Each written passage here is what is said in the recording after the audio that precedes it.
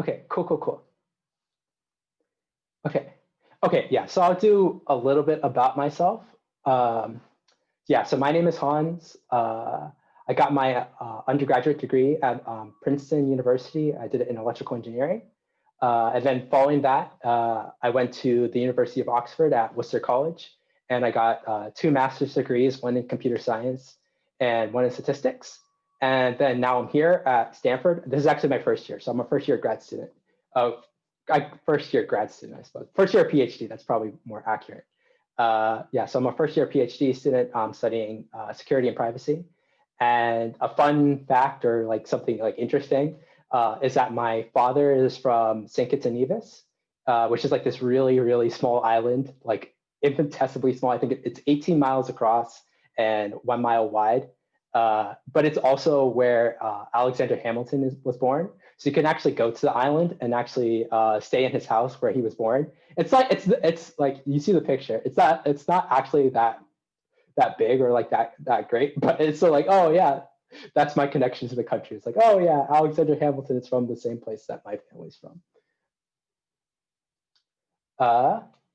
Yeah, so we're just gonna, this is gonna be a very interactive sort of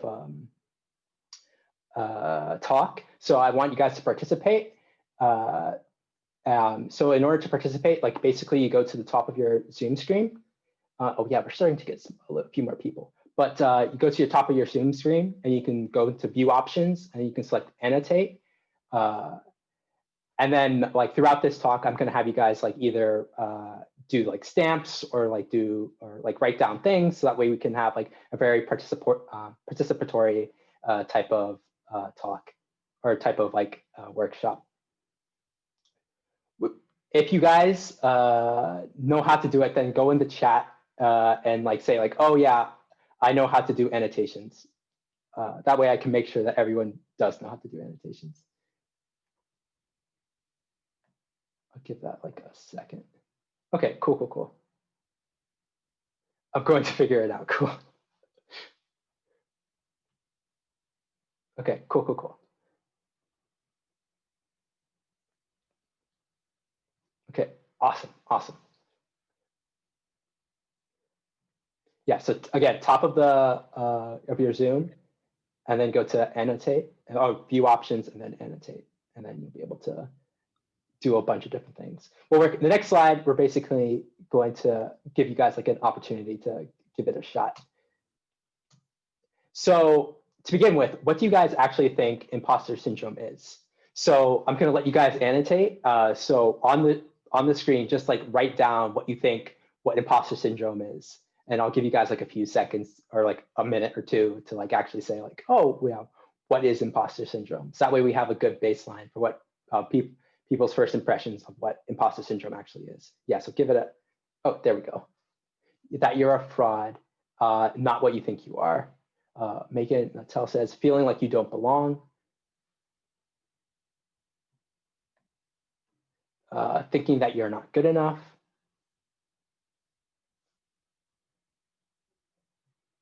Not good enough. Feeling everyone is better.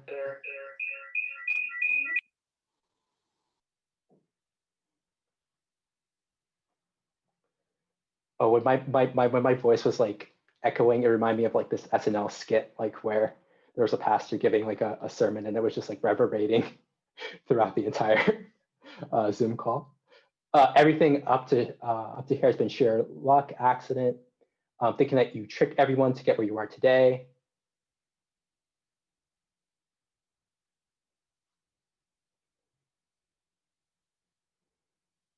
Yeah, so I think like everyone's sort of, wait, someone else put, believe that, someone good enough to believe that you're not good enough to be where you are today.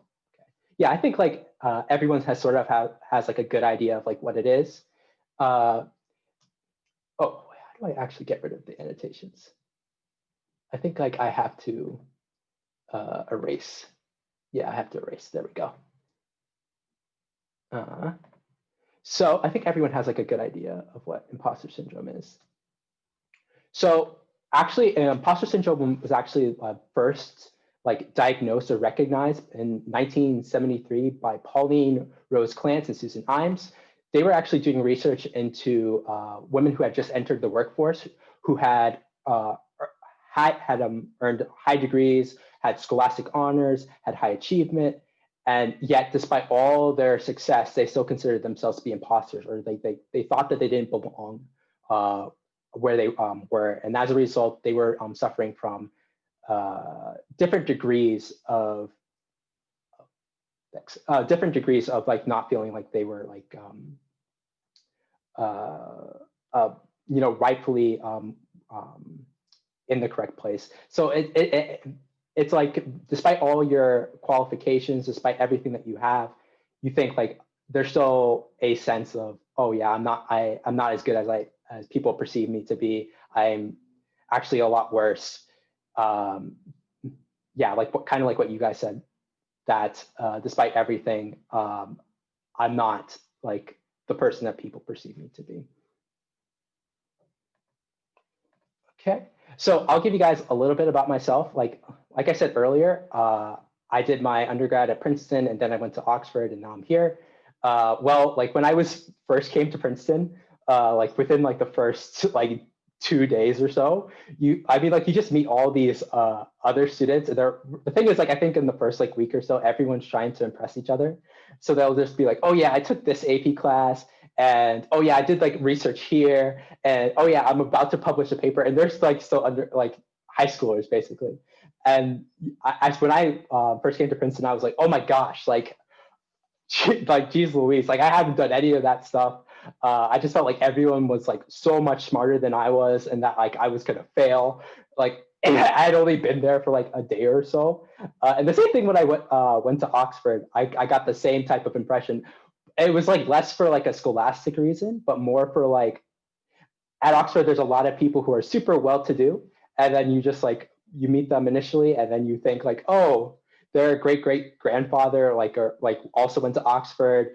They have like all these connections, and like they're doing all these different things, and I'm just like, oh, my family just moved to like the US, and then now I'm here. I don't know if I really belong with all these like super like somewhat snooty people, and you're just like, oh, I don't really know.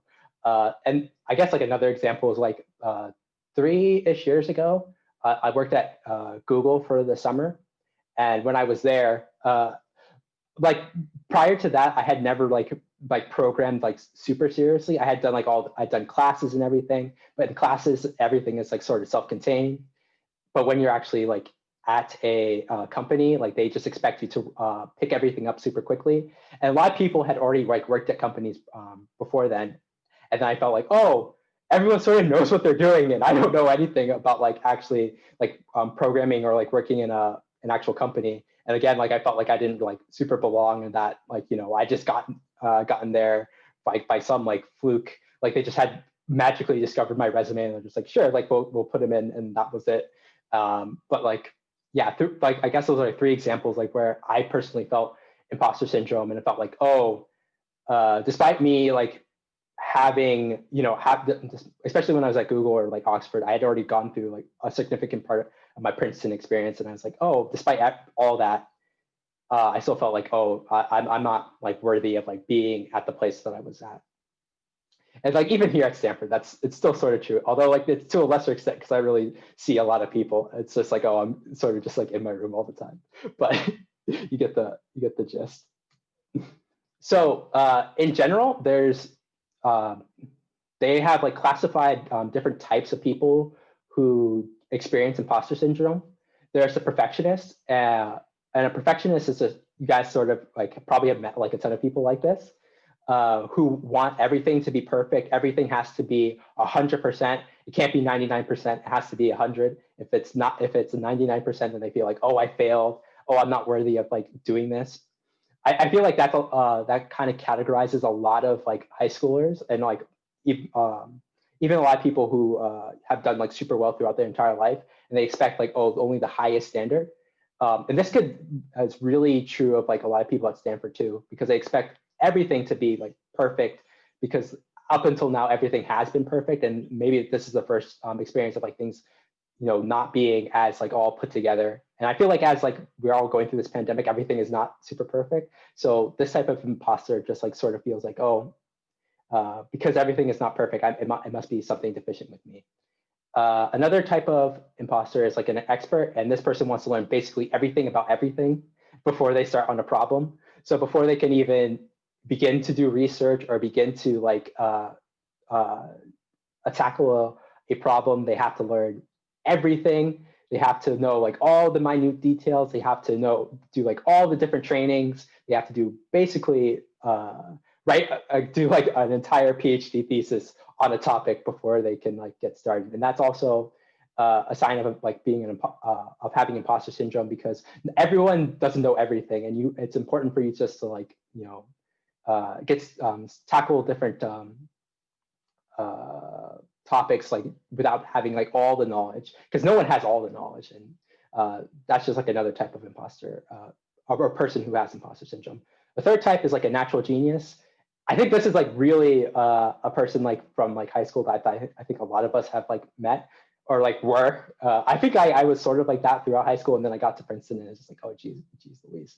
And a natural genius is a person who just like never really had to work at like academics or like at their goals, and then like all of a sudden they encounter a little bit of hardship and they're just like, oh wait, I thought everything was just supposed to be like smooth sailing. I thought everything was just supposed to be like great, and I didn't have to work at this at all. And then as soon as they encounter like a little bit of like trouble, they're just like, oh, it must be something wrong with me. I must be an imposter. I don't really know what I'm doing. Another type is like a soloist. There's a person who thinks that they have to do everything by themselves. And if they don't do it by themselves, that's a sign that they're an imposter, because if they actually ask for help, that would be a sign that they didn't know what they were doing. So this is just like a type of person who's just like, oh, I have to do everything by myself, or else it's a sign that I'm fake, or I don't really know everything. And lastly, you have like super people who just want to be the best at everything and like take on like all the world's like problems. And as a result, like anyone who tries to do like everything, they're not going to be able to do everything super well. So as a result of like trying to like do everything, they fail in certain aspects, and as a result of that, they can feel like an imposter sometimes.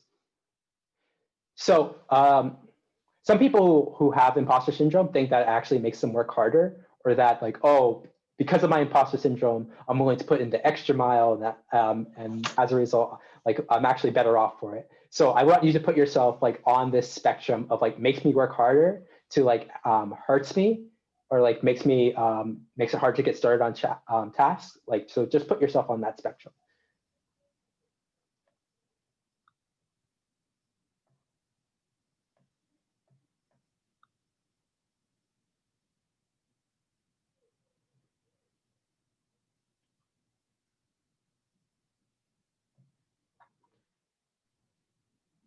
Okay. Wait, and everyone knows how to annotate, right? I want to make sure, because we had some people who came in like a little bit late. Everyone knows how to annotate. If you don't, it just go up to the top of your screen, press view options, and then it should be under that.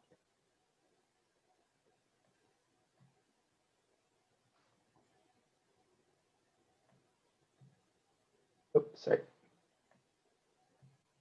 Okay, so everyone's like, oh, it makes me hard to get started on tasks. Well, and like so a few people are somewhere in the middle. Well, actually, oh, let me clear all joints. So there's been like a significant amount of research since the 1970s when imposter syndrome was first recognized. And it was actually found that like people who, it was highly correlated with people who had limited ability to fully develop their professional potential. And it actually was like a considerable contributor to burnout amongst professionals. So, and that sort of makes sense, because like if you are always pushing yourself or feeling like you are not valuable inherently, and you, as a result, you have to prove yourself in every single interaction that you do, it's going to lead to burnout. Because if you're doing like everything in such a way that you feel like you have to prove yourself, you're just going to be overexerting yourself and not putting your energy where you need to. And people who have imposter syndrome, because of like that lesser feeling of like of value, they are less willing to like, ask for like that raise or, actually pursue something extra, because if they feel like they're an imposter, they're gonna feel like, oh, I'm not valuable enough to actually pursue that further. I'm just gonna stay where I'm at and not continue to move forward. So wait, clear all drinks, there we go. So other things that are correlated with being an imposter are like feelings of imposter syndrome, are especially in students. And I think like, is everyone a student? Like, I'm not exactly sure, but if everyone's, I think like everyone's like a PhD or undergrad, but or master's. But like imposter feelings are associated with like fears related to maintaining social standing. So among students, like especially, I maybe not so much anymore because of the pandemic, but like in general, when you're interacting with a bunch of people and you're trying to make sure that you are on top in terms of like your social standing, if you're always trying to prove yourself, like imposter feelings are very well associated with like, oh, I'm trying to, make sure I'm like at the top of like the social ladder. It's also correlated with not wanting to display your imperfection to others. It's correlated with pessimism, perfectionistic traits, and low self-esteem, which all makes sense given what we've already said about imposter syndrome. At the same time, if you felt like, oh, imposter syndrome can actually make me work harder, in terms of grades, like there's no difference between imposters and people who don't have imposter syndrome. But like the imposters who are like imposters, they actually felt like they were going to perform worse on exams, and they performed about the same as like people who didn't feel imposter syndrome. So there's just like all this negativity associated with having imposter syndrome, and like almost but like no upside, which I think like a lot of you guys already felt, given like how many people put themselves, it's like, oh, it makes it harder for me just to like get started on hard tasks. Another thing is that like imposter syndrome is like actually very common among African Americans, Asian Americans, Latino Americans. Just because, again, there's like an associated feeling of like, oh, I have to prove myself. I have to show that like I'm not like a stereotypical or like in a particular stereotype. Austin et al., which is like a research study that done in like, I think 2010,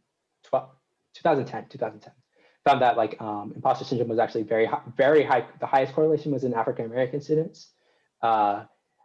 At the same time, if you're not a part of those like minority groups, imposter syndrome has been shown to be prevalent in like a lot of different, like basically the entire population. So like regardless of like your background or where you're from, like everyone sort of experiences imposter syndrome. Actually, a major factor or like a part of imposter syndrome is that everyone sort of like feels it at some point, or like most everyone, but because they're not willing to like express it or like say like, oh, I feel like an imposter, because that's actually a symptom of imposter syndrome, is that like, oh, I don't want to express that I feel these deficiencies, because everyone sort of feels that way, and they're not like actually vocalizing it. It causes like this group sense of like pluralistic ignorance, where everyone just thinks that they're alone and thinks that, oh, I'm the only one who's feeling these things, and everyone has like their stuff together, and that just like makes you feel more alone and like reinforces the cycle. So as a result, what do you think are like some strategies, or like what that could potentially help you overcome imposter syndrome? What are some things that you think, like just based on like some prior knowledge, that you think would be helpful? And then we'll come back. So we'll go into breakout rooms again, and then we'll come back, and then we'll like talk a little bit about it, and then we'll go through some like research that shows like what are some effective strategies. Okay, so let's do. Okay, so the first thing to keep in mind if you have imposter syndrome is that you're already qualified. Stanford rejects way more qualified applicants than they accept unqualified applicants. So you just have to always keep that in your head, that like in actuality, Stanford always wants to look good. So if they accepted a bunch of unqualified people, Stanford would start to look like, oh, like it's not a great research university.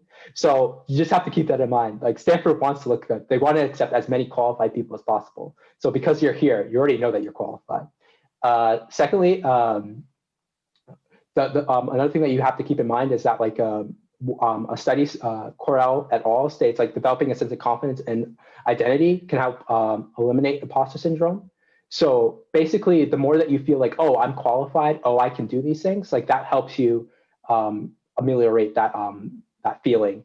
Because like once you feel like, oh yeah, I got this, like I know how to do this, I know how I can do this, then you feel like, oh yeah, like I'm not an imposter. So one thing, a small thing that you could do in order to eliminate imposter syndrome is like do small tasks like every single day that you know that you can do and you know can do well.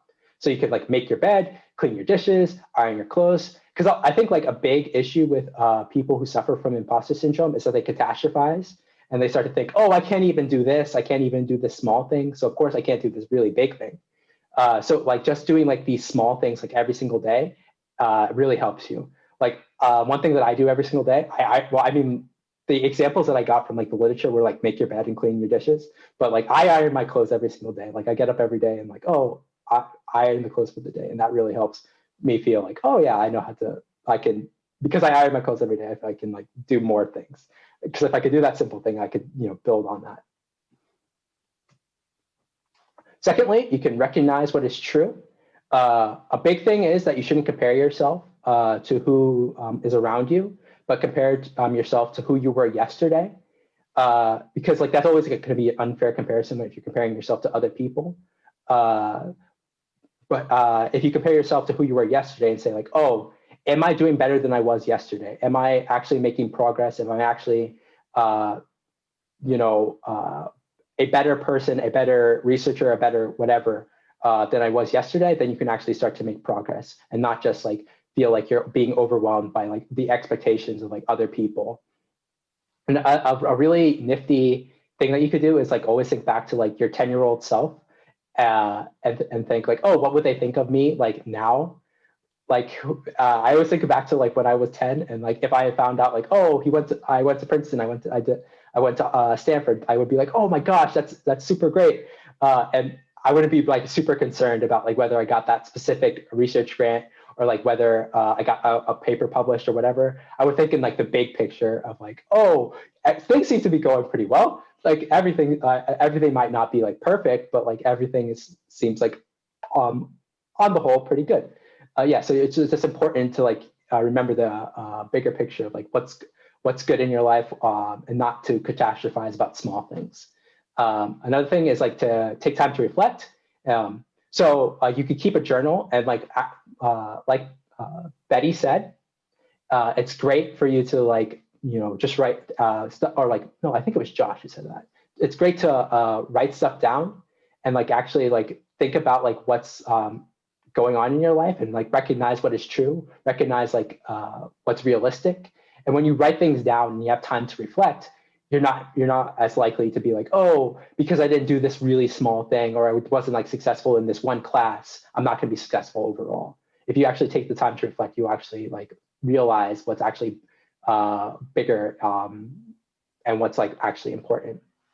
So I personally like I keep a journal or a diary like every single night, and I just like write down like what I did that day and like how I'm feeling about like certain projects or like whatever I'm doing, and that really helps me like keep things into perspective. Another thing is like, because like I'm doing throughout this entire thing, I'm like basically saying like, oh, you're qualified, you know things, you are, you know, you're valuable, and that's all true.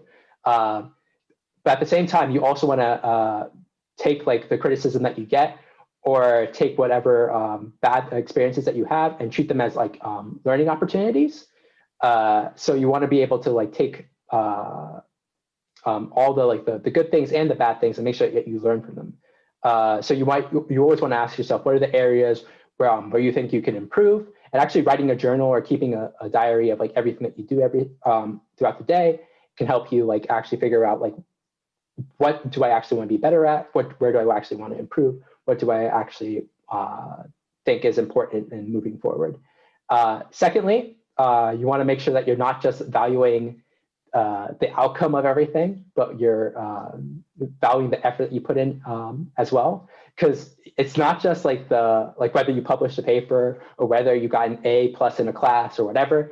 you also want to value like the small things that you like learned along the way. It's like that's a very cliche. It's like it wasn't the journey, or like it wasn't the destination, but the friends we made along the way. That's very true. Like valuing like all like the small things that you accumulated throughout your journey or your life, or like throughout your research process. That's also super important. So like even if you like didn't publish a paper on like this during your rotation or or like in the time that you had to allotted to you, you still like learned probably a lot about like a given area or a given piece of research, or you gained a new skill, and that's important for you to focus on.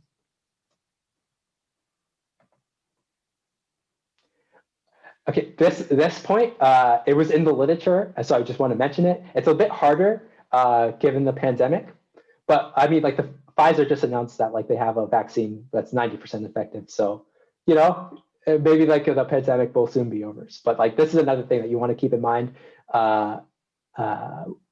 Is like building a sense of community can help a lot with like dealing with imposter syndrome. So a study by York in 1999 found that social integration and developing social identity can help ameliorate imposter syndrome. Because again, it's all about like gaining that confidence and knowing that like, oh, I'm valuable and that I belong and that like I can do these things. That's super important. And by being socially integrated and having friends and having people that you can rely on, that helps to get rid of imposter syndrome. So one thing to keep in mind as we go through these last months of the pandemic, hopefully, is that you should go to that Zoom chat or Hangout, make sure that you actually are like interacting with other people. Because another thing is like when you interact with other people, you find out like, yeah, everyone has imposter syndrome or feels like they're not good enough. And that helps like, again, to like alleviate your symptoms of like having imposter syndrome. Lastly, another thing that you could do is like try to get positive feedback from your advisor or your professor.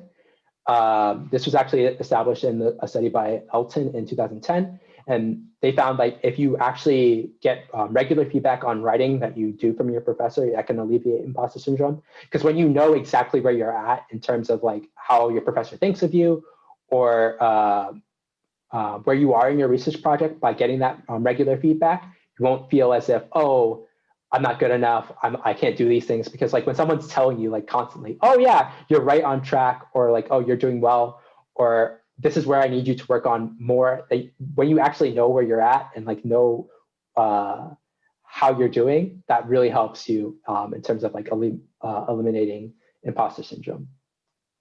Okay, finally, like we're nearing the end.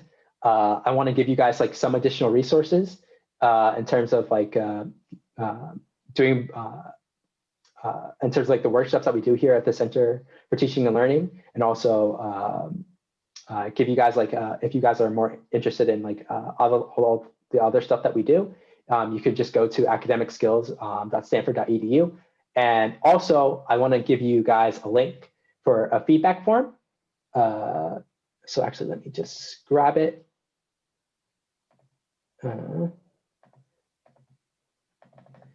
For this workshop, so that you guys can like give me feedback, see like what we could do better, where we need to make improvements in this workshop to make sure that it's the most like effective thing for you guys and for future students. So let me present from current slide. Yeah, there we go. And like I'll just paste it to the chat.